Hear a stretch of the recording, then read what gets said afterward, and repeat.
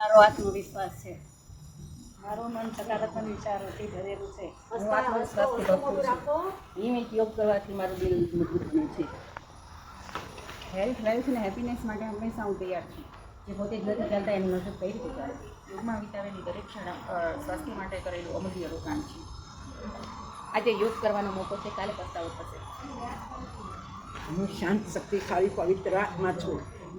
હું બહુ ओम नाद कर ध्यान बंदे नव चेतन को हर सांस में भर ले। ओम नाद कर ध्यान बंदे नव चेतन को हर सांस में भर ले। ऋषियों के आशीष का उपहार है, योग भारत वर्ष का वरदान है।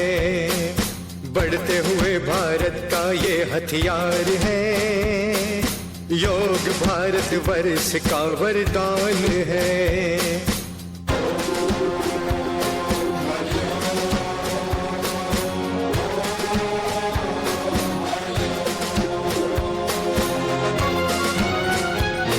मिट चिंता व्याधि, बढ़े तन की कांति, हिले सुंदरता, मिले मन को शांति। मिट चिंता व्याधि, बढ़े तन की कांति, हिले सुंदरता, मिले मन को शांति।